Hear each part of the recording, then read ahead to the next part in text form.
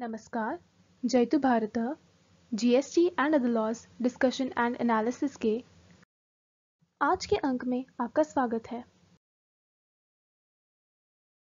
क्या आपके permanent account number के बेसिस पर किसी ने फर्जी जीएसटी रजिस्ट्रेशन ले रखा है? यदि ऐसा है तो आपको तुरंत एक्शन लेने की आवश्यकता है। इसके लिए क्या करना होगा, इसी के बारे में आज के अंक में जानकारी दे रहे हैं।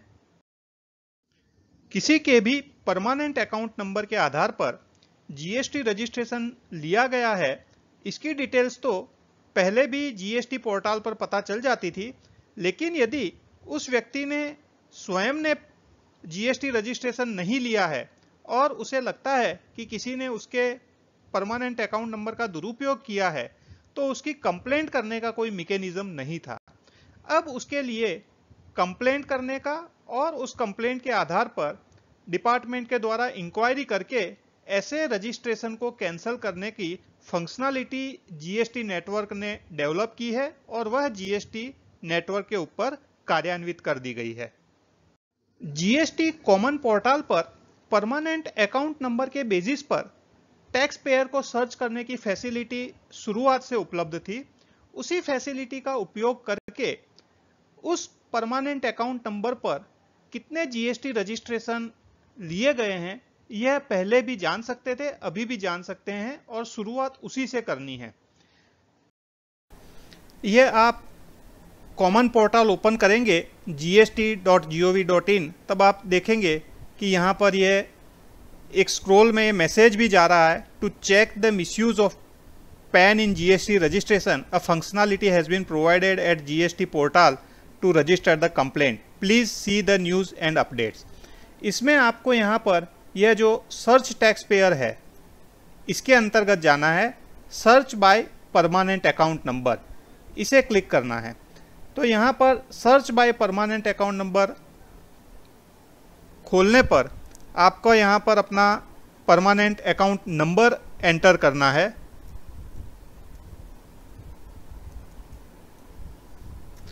ये नंबर एंटर करने के बाद यह जो नीचे कैप्चा दिया हुआ है उसे एंटर करना है। यह कैप्चा एंटर करके सर्च करना है।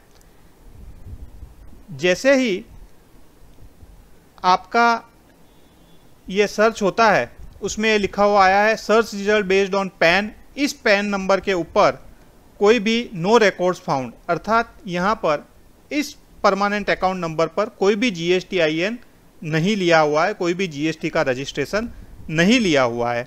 यदि जीएसटी का रजिस्ट्रेशन लिया हुआ होता तो इसके नीचे जितने भी रजिस्ट्रेशन नंबर इस परमानेंट अकाउंट नंबर पर लिए हुए होते, वो सारी डिटेल्स उसमें दर्शाई हुई होती।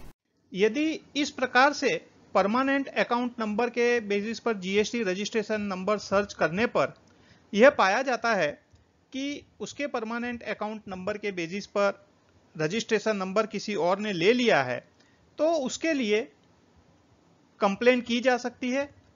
इसके लिए यहाँ पर जो भी रजिस्ट्रेशन गलत लिया गया है, सपोज यह जो महाराष्ट्र का रजिस्ट्रेशन है वह ऐसा लगता है कि गलत लिया है, तो यहाँ पर सिलेक्ट कर लेना है और यह जो रिपोर्ट है इस बटन को दबा देना है।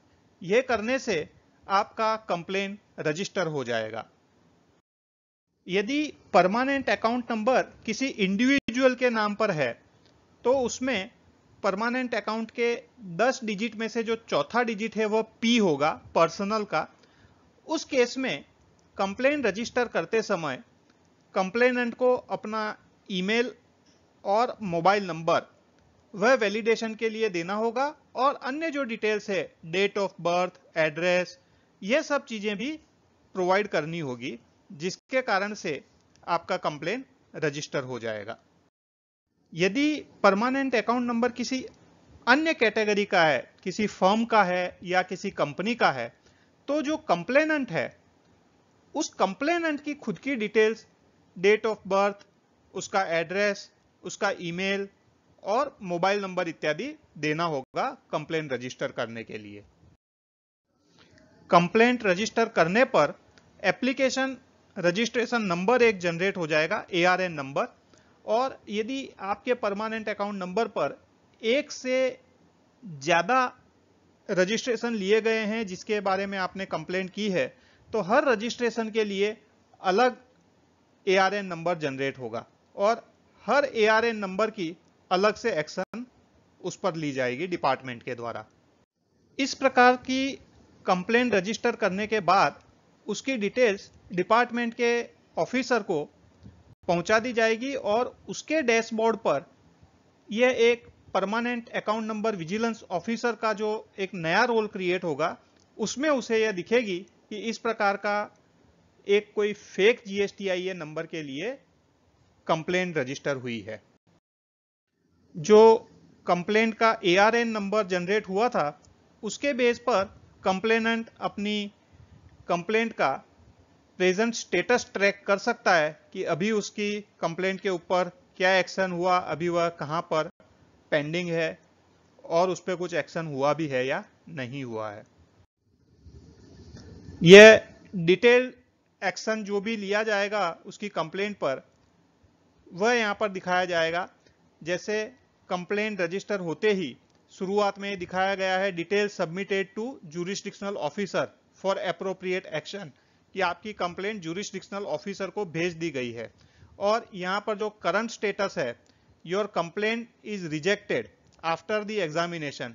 यदि प्रॉपर ऑफिसर को लगता है कि सच में रजिस्ट्रेशन आपने ही लिया था या आपने जिसे ऑथोराइज किया था उसने ही लिया था आपके अधिकृत करने के बाद में, तो आपकी इस प्रकार की कंप्लेंट को रिजेक्ट कर दिया जाएगा। लेकिन यदि प्रॉपर ऑफिसर को लगता है कि आपकी कंप्लेंट जेन्युइन है, तो based on your complaint appropriate action has been initiated, तो वह एक्शन लेगा उस रजिस्ट्रेशन को कैंसिल करने के लिए, और जिस भी व्यक्ति ने वो रजिस्ट्रेशन लिया है उनके अगेंस्ट में भी एक्शन जो भी ली जा सकती है कानून के दायरे में, वह एक्शन ली जाएगी।